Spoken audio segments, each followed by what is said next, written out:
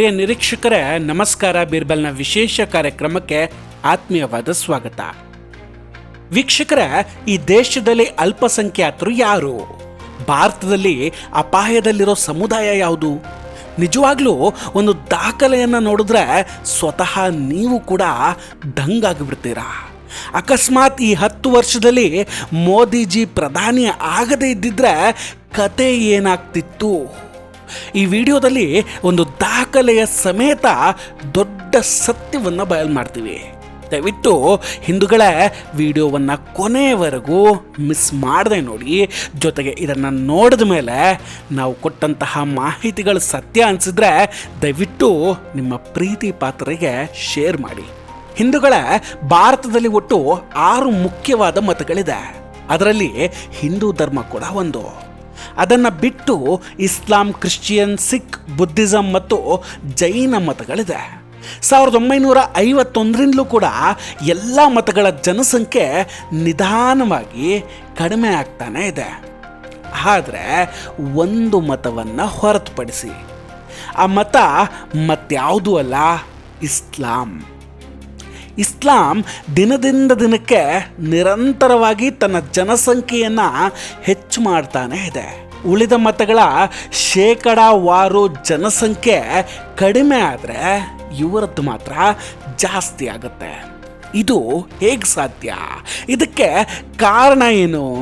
With proof ಇವತ್ತು ಇದೆಲ್ಲವನ್ನ ನಿಮ್ಮ ಮುಂದೆ ಇಡ್ತೀವಿ.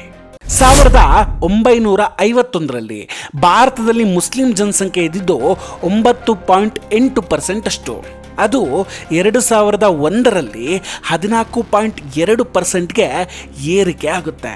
ವೀಕ್ಷಕರೇ, ಗೊತ್ತಿರಲಿ ನಿಮಗೆ, 2011ರ ನಂತರದ ಡೇಟಾ ನಮ್ಮ ಹತ್ರ ಇಲ್ಲ. ಈಗ ಲೆಕ್ಕ ಹಾಕಿದ್ರೆ ಅಂದಾಜು ಸುಮಾರು 18% ಖಂಡಿತ ಜಾಸ್ತಿಯಾಗಿರುತ್ತೆ. ಹೇಗೆ ಇದೆಲ್ಲ ಹೇಗೆ ಸಾಧ್ಯ ಆಯಿತು? ಅದಕ್ಕೆ 3 ಪ್ರಮುಖ ಕಾರಣ ಇದೆ. 1, ಹೆಚ್ಚಿನ ಜನನ ಪ್ರಮಾಣ. 2, ಧಾರ್ಮಿಕ ಮತಾಂತರ. 3ನೇದು ಅಕ್ರಮ ವಲಸೆ. ಹೆಚ್ಚಿನ ಜನನ ಪ್ರಮಾಣ, ಹೈಯರ್ ಬರ್ತ್ ರೇಟ್.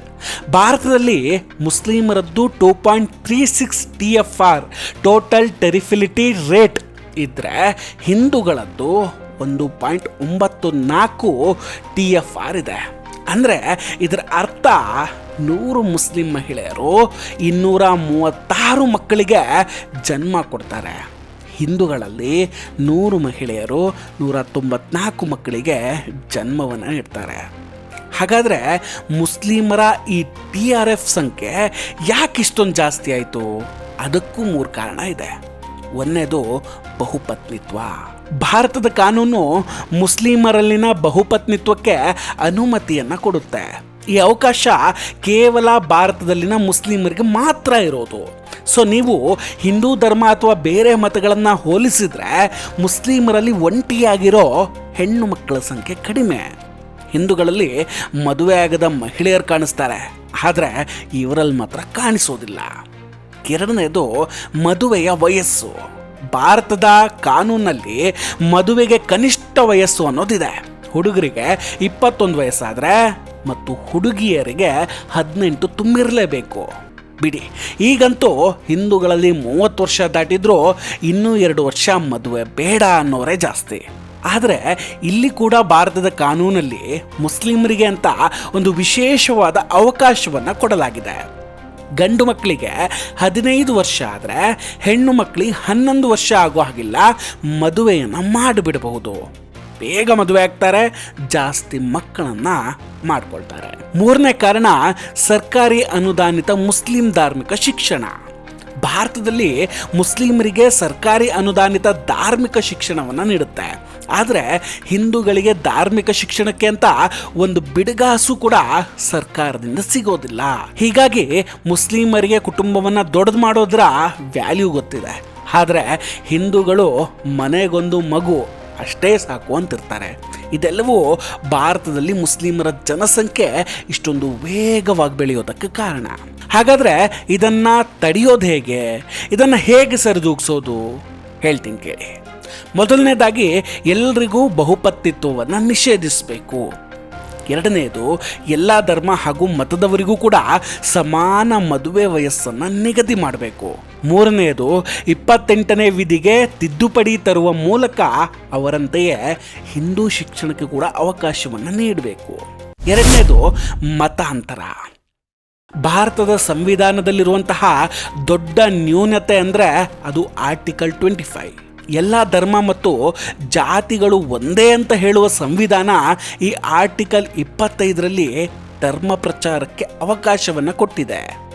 ಇದು ಹೇಗಾಯಿತು ಅಂದರೆ ಹಸು ಮತ್ತು ತೋಳ ಎರಡಕ್ಕೂ ಕೂಡ ಸಮಾನ ಹಕ್ಕು ಕೊಟ್ಟ ಹಾಗಾಯಿತು. ಇದರ ಲಾಭ ಪಡೆದುಕೊಂಡ ಮುಸ್ಲಿಂ ಹಾಗೂ ಕ್ರಿಶ್ಚಿಯನ್ರು ಹಿಂದೂಗಳ ಮತಾಂತರ ಮಾಡೋದಕ್ಕೆ ಶುರು ಮಾಡಿಕೊಂಡ್ರು. ಜಾಗತಿಕ ಮಟ್ಟದಲ್ಲಿ ಇವರ ಸಂಖ್ಯೆ ದೊಡ್ಡದಿರೋದ್ರಿಂದ ವಿದೇಶದಿಂದ ಕೂಡ ಇದಕ್ಕೆ ಫಂಡಿಂಗ್ ಬರೋದಕ್ಕೆ ಶುರುವಾಯಿತು. ಈ ಮತಾಂತರಕ್ಕೆ ಮತ್ತೊಂದು ಕಾರಣ ಅಂದರೆ ಅದು ಲವ್ ಜಿಹಾದ್. ಇದು ನಿರ್ದಿಷ್ಟವಾಗಿ ಹಿಂದೂ ಹೆಣ್ಣು ಮಕ್ಕಳನ್ನು ಟಾರ್ಗೆಟ್ ಮಾಡಲಾಗಿದೆ. ಇದರ ಬಗ್ಗೆ ದಿನ ಬೆಳಗಾದರೂ ಕೂಡ ಕೇಳ್ತಾನೆ ಇರ್ತೀರಾ. ಸೊ ಹೆಚ್ಚಾಗಿ ನಾನು ಕೂಡ ಮಾತಾಡೋಕ್ಕೆ ಹೋಗೋದಿಲ್ಲ. ಈಗ ಮತಾಂತರವನ್ನು ಸರಿ ಮಾಡೋದು ಹೇಗೆ, ಇದಕ್ಕೆ ಇರೋ ದಾರಿ ಅಂದರೆ ಏನು? ಮೊದಲು ಈ ಆರ್ಟಿಕಲ್ 25 ತಿದ್ದುಪಡಿ ಮಾಡಿ ಧಾರ್ಮಿಕ ಪ್ರಚಾರವನ್ನು ನಿಷೇಧಿಸಬೇಕು. ನಂತರ ಎರಡನೇದಾಗಿ ಲವ್ ಜಿಹಾದ್ ಹಾಗೂ ಮತಾಂತರಕ್ಕೆ ಕಠಿಣ ಕಾನೂನನ್ನು ಕೇಂದ್ರ ಸರ್ಕಾರ ತರಬೇಕು.